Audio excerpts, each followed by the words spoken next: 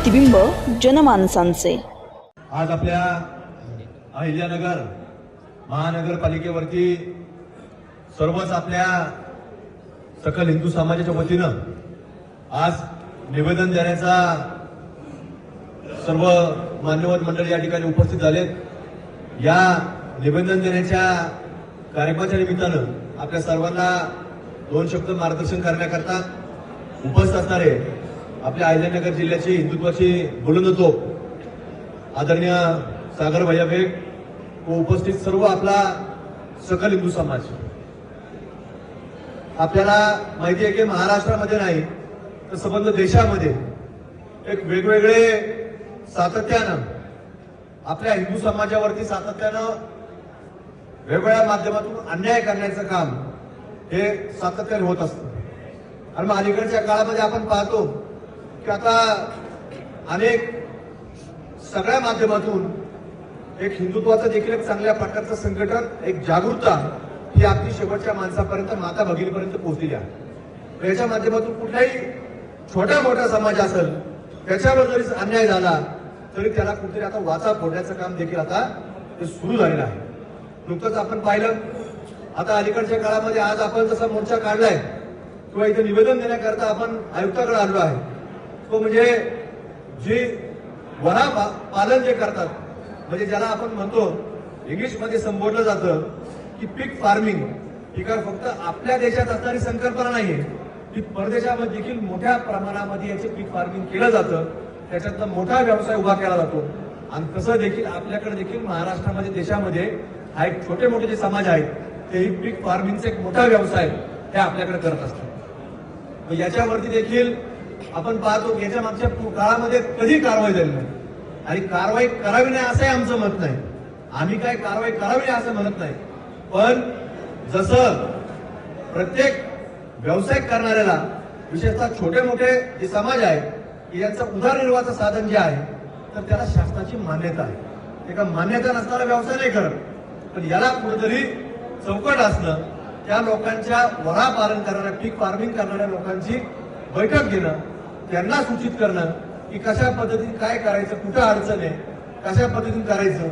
तसं शासनाचे वेगवेगळे धोरण आहेत, कत्तलखान्याचं धोरण आहे, प्रत्येक नगरपालिका हद्दीमध्ये कत्तलखाना, पण ती कुठला कत्तल करायची याला देखील निर्बंध आहे। पण ज्या वेळेला तो कत्तलखाना एखाद्या बहुसंख्या असणाऱ्या त्या समाजाच्या लोकवस्तीमध्ये जर केला तर तिथं मोठ्या प्रमाणामध्ये आपल्या गोमाताची देखील कत्तल करण्याचं काम वर्षानुवर्ष हे लोक, जिहादी लोक करत आलेले आहेत, आजही करतात। त्यामुळं पीक फार्मिंगच्या बाबतीत देखील कुठेतरी शासनाचं धोरण हे कुठेतरी असलं पाहिजे, याच्याकरता देखील आम्ही मागणी करणारच आहे। पण महानगरपालिकेने ज्या ज्या ठिकाणी महापालिका असतील, नगरपालिका असतील, तिथं आमचे छोटे मोठे समाज असतात जे वर्षानुवर्ष, जसं आता सागरबाईंनी सांगितलं, याच्या बाबतीतली एक वेगळी संकल्पना आजची नाही। तर ज्या वेळेला औरंगजेबच्या काळामध्ये ज्या वेळेला त्याचं सैन्य लाखोच्या संख्येनं या भारत भूमीमध्ये आक्रमण करण्याकरता आलं, तर त्या वेळेला आपल्या अनेक समाज बांधवांनी जे गावापासून लांब राहत होते त्यांचं वरा पालन पाहून, वरा देवता पाहून ते लोक तिथे आले नाही, त्या वस्तीपर्यंत आले नाही। म्हणजे यांच्या माय माऊलींची इज्जत तुम्ही जर सांभाळली असेल, राखली असेल, तर ती आपल्या वरा देवतांनी राखलेली आहे। आणि याचं उदाहरण हे काय फक्त इंग्रजांच्या काळात किंवा जय श्रीराम किंवा औरंगजेबाच्या काळात नाही। आपण जर हिंदू धर्माचा जर इतिहास पाहिला, ज्या वेळेला पृथ्वी ही समुद्राच्या तळाला गेली होती, तर ती पृथ्वी देखील जर वर कुणी काढण्याचं काम केलं असेल ते फक्त आणि फक्त वरा देवता होते।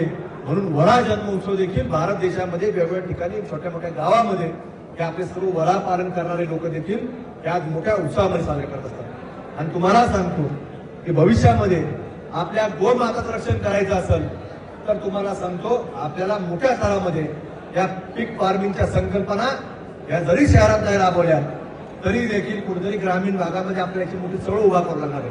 आणि त्याला शासनाच्या माध्यमातून एक मोठी मदत, जशी आपण पाहतो की शेळी पालन, कुक्कुट पालन, वेगवेगळ्या पशुप्राण्यांचं जे पालन असतं त्याच्यातून मोठा व्यवसाय हा पुढे जातो, अनेक कुटुंब त्याच्यामध्ये पुढे जातात। तर तसा आता पीक फार्मिंगला देखील पुढच्या काळामध्ये आपल्याला हे करावं लागणार आहे.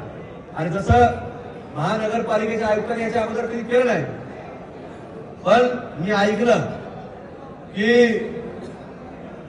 अलीकडच्या काळामध्ये म्हणजे 12 महिने जसं आपल्याला सगळे दिवस जसा सूर्य उजळत तसे सगळे दिवस पवित्र असतात, पण आयुक्ताला सुद्धा काही वेगळ्या लोकांनी झपाटलं आणि त्याला सुद्धा आठवलं की पवित्र महिना सुरू झाला. आणि तो पवित्र महिना सुरू झाल्यामुळं आयुक्ताला देखील कुठेतरी त्या पवित्र महिन्यामध्ये मानसिक कथना होऊन आयुक्त देखील त्याच्यामध्ये सहभागी झाले आपल्याला पाहायला मिळाले. म्हणून आपल्या तुम्हाला सांगतो या वरा देवतावरती अचानक कारवाई झाली आणि त्यांना थेट कर्नाटक पर्यंत पाठवण्याचं काम केलं. पण आपण अनेक सामाजिक संघटना इथं सांगतात की मोकाट कुत्रे आडवा.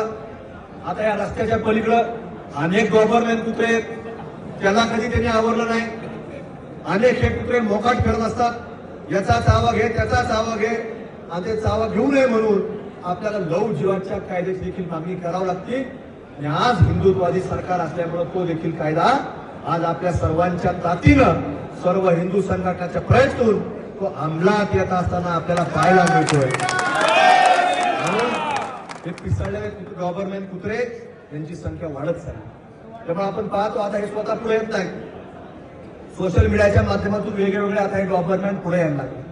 आणि इचलकरंजीमध्ये पाहिलं कोल्हापूर जिल्ह्यामध्ये आता ते महिला पुढे घालायला लागले. ते पुढे आले नाहीत, महिला तिथं पाठवल्या. धर्मवीर छत्रपती संभाजी महाराजांच्या जिथं बलिदान मार्चचा कार्यक्रम चौकामध्ये तिथं त्यांनी फाडला. धर्मवीर छत्रपती संभाजी महाराजांच्या नावानं अर्वच्च भाषेमध्ये शिवीगाळ करण्याची ताकद या लोकांची हळूहळू व्हायला लागली आहे. आणि म्हणून हे सगळं चित्र हे आता आपल्याला प्रत्येक ठिकाणी पाहायला मिळतं. पण आपल्या समाजामध्ये याची जनजागृती होणं गरजेचं आहे की आपण कधी कोणत्या धर्माचा अपमान केला नाही, पण आपल्या धर्मावरती जर कुणी आक्रमण करत असेल, अपमान करत असेल, तर त्याला आता वेळोवेळी जशा तसं उत्तर देण्याची ताकद आपल्या हिंदू समाजामध्ये देखील आहे. हे आपल्याला दाखवून देण्याची वेळ आता आपल्याला सर्वांमध्ये आलेली आहे. म्हणून आपला हा छोटा जरी समाज असला, हा वरा पालन करणारा, तरी तुम्ही काळजी करू नका. जेवढे हिंदू आहेत, तुम्ही जरी छोटा समाज असला तरी सगळा समाज हिंदू म्हणून तुमच्या पाठीमागं उभा राहण्याचं काम करणार आहे. ठीक आहे, कोण मांसाहार खातं कोण नाही खात हा भाग ज्याचा स्वतंत्र व्यक्ती विचारधारा आहे, स्वतंत्र धार्मिकता आहे, जो कुठल्या देवाला मासा असेल. पण हे जसं अनेक इथून कटिंग होणारं मटेरियल एक्सपोर्ट होतं, तसं आज या पीक फार्मिंगचं देखील मटेरियल बऱ्यापैकी एक्सपोर्ट होत असतं. त्यामुळे आपण याची चांगली मोठी उत्पादन करा.